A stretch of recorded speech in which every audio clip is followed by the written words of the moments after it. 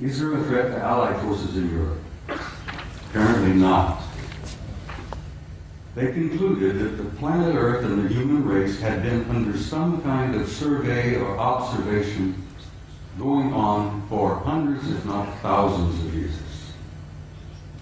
They concluded in 1964 that there were at least 4 different groups coming here, observing us, surveying us, analyzing us, closely watching us, what we were up to, what we were doing. They concluded that there did not appear to be a military threat involved because the repeated demonstrations of incredibly advanced technology demonstrated to us that if they had been hostile or malevolent, there was absolutely nothing we could do. If they were evil in their intent and they were hostile toward us, it would have been over a long time ago.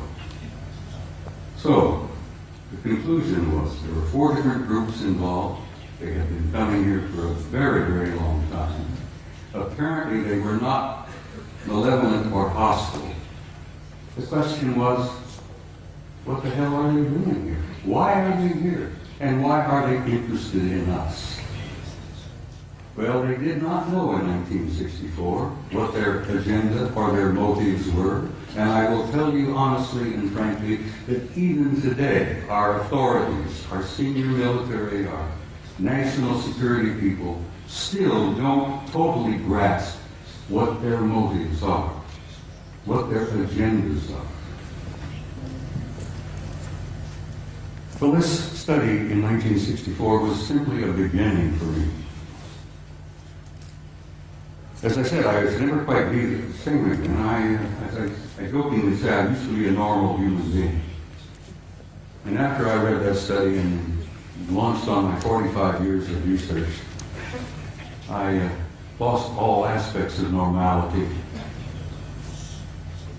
I will be frank and tell you that over the years of my study and the material that I've learned and gathered has brought about in me a complete destruction of my old world view, my old world paradigm, the world view that I held since I was a kid, growing up. Everything made sense, I knew why we were here, where we were going, what was taking place. After I spent 45 years on this, it all collapsed around my knees. That was the destructive aspect of my personality. That was the part that changed me completely from the kind of human being that I had been before into the kind of human being I am today. Ladies and gentlemen, I'm totally alienated. No pun intended. I've said in a couple of interviews and briefings and such, I have had for many, many years a love-hate relationship with the human race. One moment I love you, the next minute I hate your guts. One minute I adore you for your potential and the beauty of your music and your literature and your art, and the next minute I'm saying, to hell with all of you, blow them up, let them blow themselves up, clean the planet off, get rid of them. It's part of the struggle of having lost your old worldview when your old paradigm collapses around your knees. So the man standing in front of you here today is literally a human wreck as compared to what I used to be. But I feel pretty good about it. I lost all my old illusions. I opened my eyes and I saw the future. And I'm very happy about what I've seen. I've learned over the years from infinitely variety of sources here, there, and everywhere. I didn't retire from the Army until 1976, and I kept my top secret clearance up until that moment. After I retired, I went to work for the Federal Emergency Management Agency and worked another 14 years for the U.S. government, where I had a top secret clearance. So I have a total of 41 years of federal service, you might say.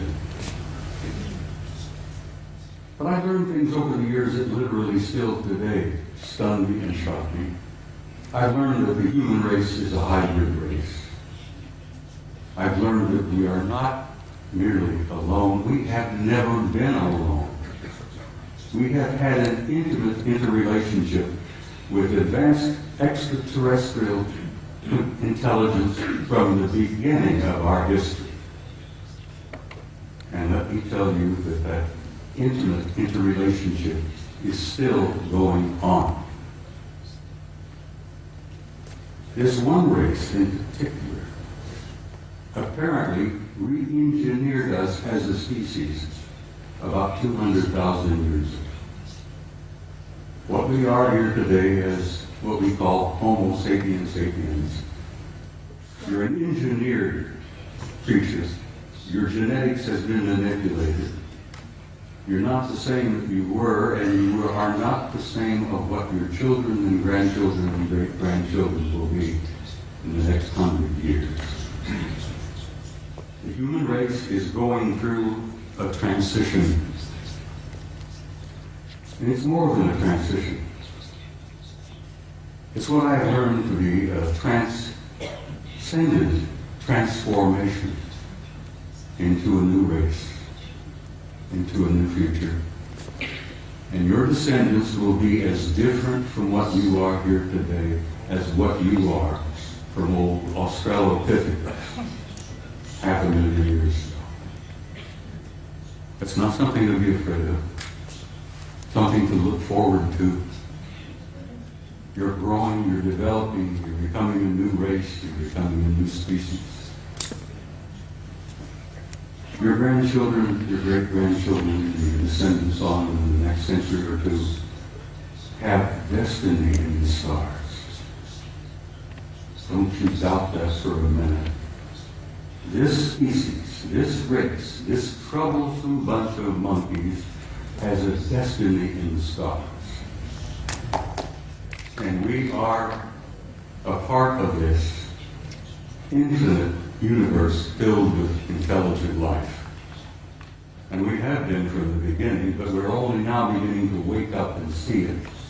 Only now are we beginning to open our eyes and listen with our ears and look out there and say, all right, where have I been? What am I now? Where am I going? As I said, your destiny is in the stars. Your generations to come, your descendants, your grandchildren, great-grandchildren, will go out there and they will claim their rightful place in a universe filled with intelligent life. Your place out there belongs to you. You have a right to that, and you will claim it. There is so much to talk about. I've got some slides I have to share. Would you gentlemen please put the first picture up on the screen? I'm being assisted by some very wonderful people back behind the scene here. I like to start with a shot like this. Pictures of this nature sort of inspire me. It gives you a glimpse of the community that you are a part of. A little glimpse of the stars out there.